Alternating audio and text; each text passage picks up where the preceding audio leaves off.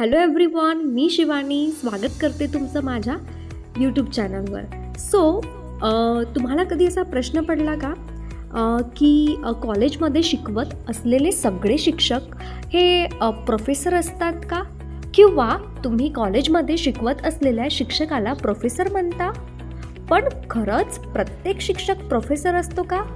Lecturer, assistant professor, associate professor, professor, HOD आणि principal यामधला नेमका फरक काय हे जाणून घ्यायचं आहे का?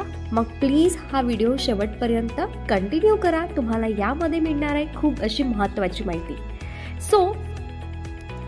हे जे सगळे मी नावं घेतले आहेत गाईज, हे आहे सर्व शैक्षणिक पदे आहेत आणि त्यांच्या जबाबदाऱ्या व पात्रता वेगवेगळ्या असतात. तर चला प्रत्येक पदाचा अर्थ, जबाबदाऱ्या आणि त्यासाठी लागणारी पात्रता समजून घेऊया. फर्स्ट, लेक्चरर म्हणजेच की प्राध्यापक अर्थात व्याख्याता. कोणाला म्हणतात? नवीन भरती झालेल्या शिक्षकांना लेक्चरर म्हणतात. हे जे पद आहे हे प्रामुख्याने कॉलेज किंवा तांत्रिक शिक्षण संस्थांमध्ये असते. एलिजिबिलिटी क्रायटेरिया आहे, संबंधित विषयात मास्टर्स डिग्रीज, पोस्ट ग्रॅज्युएशन आवश्यक आहे. काही ठिकाणी नेट, सेट किंवा PhD लागतो. रिस्पॉन्सिबिलिटीज असते विद्यार्थ्यांना शिकवणे आणि लहान संशोधन प्रकल्प हाताळणे. सेकंड, असिस्टंट प्रोफेसर म्हणजेच की सहाय्यक प्राध्यापक कोणाला म्हणतात? हे लेक्चररच्या पदाच्या पुढचे पाऊल आहे. यांची जे एलिजिबिलिटी क्रायटेरिया आहे तो नेट, सेट परीक्षा पास असणे आवश्यक आहे किंवा PhD पूर्ण असावी.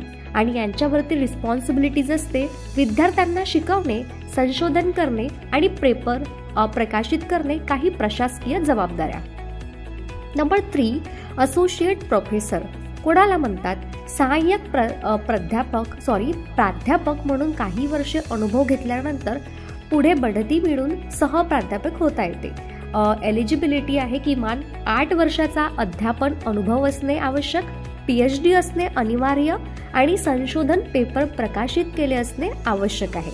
यांच्यावरती रिस्पॉन्सिबिलिटीज असतात एकदम इम्पॉर्टंट, रिसर्च करणे, विद्यार्थ्यांना मार्गदर्शन करणे आणि प्रशासकीय कामे हाताळणे. फोर्थ आहे प्रोफेसर म्हणजेच की प्राध्यापक कोणाला म्हणतात? हे उच्च दर्जाचे पद आहे आणि हे शिक्षक कॉलेज किंवा विद्यापीठ स्तरावर मोठ्या प्रमाणावर संशोधन करतात. यांची जे एलिजिबिलिटी क्रायटेरिया आहे यांना PhD आवश्यक आहे. ठीक आहे, किमान 10 ते 15 वर्षाचा अनुभव असावा आणि राष्ट्रीय, आंतरराष्ट्रीय स्तरावर संशोधन प्रसिद्ध असणे आवश्यक आहे. यांच्यावरती जबाबदाऱ्या असतात संशोधन करणे आणि मार्गदर्शन करणे, विद्यापीठ स्तरावर धोरणे आखणे आणि प्रशासकीय जबाबदाऱ्या. हेड ऑफ द डिपार्टमेंट म्हणजेच की विभाग प्रमुख कोणाला म्हणतात? हा एखादा विशिष्ट विभागाचा प्रमुख असतो. उदाहरणार्थ गणित विभाग, संगणक विभाग इत्यादी. पात्रता आहे साधारणतः असोसिएट प्रोफेसर किंवा प्रोफेसर या पदावर असलेल्या व्यक्तीला निवडतात. जबाबदाऱ्या आहे संपूर्ण विभागाचे व्यवस्थापन, नवीन अभ्यासक्रम रचना, अध्यापन आणि संशोधनावर देखरेख. आता आहे प्रिन्सिपल म्हणजेच की प्राचार्य कोणाला म्हणतात?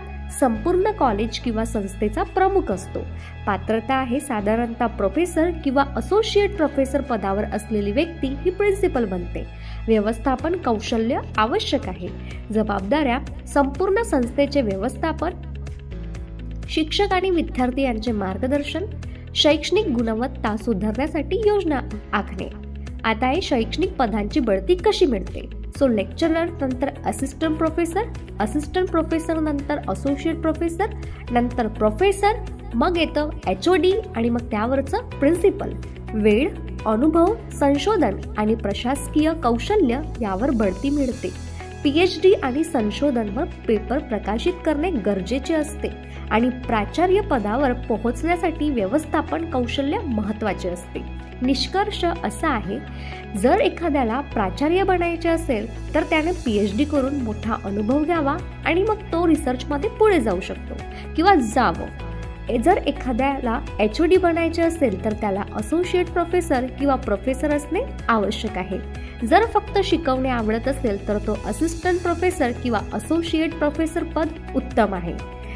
तुमच्या करिअरसाठी कोणते पद सर्वोत्तम वाटते तुम्ही मला नक्की कमेंट करू शकता. तर आजचा जो आहे प्रश्न आणखी एक की आजकाल अनेक शिक्षक स्वतःला प्रोफेसर म्हणतात, जरी ते प्रत्यक्ष त्या पदावर नसले तरी. यामागे काही कारण आहे. एक, समजुतीतील गोंधळ. काही लोकांना वाटते की कॉलेजमध्ये शिकवणारा प्रत्येकजण प्रोफेसर असतो, पण तसं नाही. प्राध्यापक आणि प्रोफेसर यामध्ये फरक आहे, पण सर्वसाधारणपणे लोक हे वेगळे करत नाही. सेकंड, प्रतिष्ठेचा मुद्दा. प्रोफेसर हा शब्द ऐकायला प्रतिष्ठेचा वाटतो, त्यामुळे काही शिक्षक स्वतःला तसे संबोधतात. काही ठिकाणी शिक्षकांना विद्यार्थी सर किंवा मॅडम ऐवजी प्रोफेसर म्हणतात आणि त्यामुळे ही प्रथा रूढ झाली. खाजगी क्लासेस आणि शिकवणी. अनेक खाजगी शिकवणीतील शिक्षक स्वतःला प्रोफेसर म्हणून घेतात, कारण त्यांना विद्यार्थ्यांमध्ये अधिक विश्वासार्हता निर्माण करायचं असते. पदवीच्या आधारावर नव्हे तर शिकवण्याच्या भूमिकेवर भर. काही ठिकाणी व्याख्यात्यांनाही प्रोफेसर म्हटले जाते, कारण ते महाविद्यालयीन पातळीवर शिकवतात. परंतु सरकारी किंवा विद्यापीठ स्तरावर प्रोफेसर हे एक विशिष्ट पद आहे, जे फक्त योग्य पात्रता आणि अनुभव असलेल्यांनाच दिले जाते. याचा जो सारांश आहे, सर्व शिक्षक प्रोफेसर नसतात.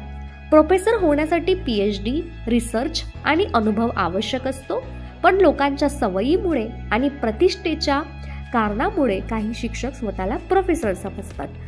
तर तुम्हाला हा व्हिडिओ कसा वाटला नक्की कमेंट करून सांगा. आणि तुमचा सुद्धा डाऊट क्लिअर झाला आहे काय? हो, आय होप की तुम्हाला सगळं क्लिअर झालं असेल. व्हिडिओ आवडला असेल तर प्लीज व्हिडिओला लाईक करा, कमेंट करा आणि नवीन असाल तर चॅनलला सबस्क्राईब करायला विसरू नका. धन्यवाद.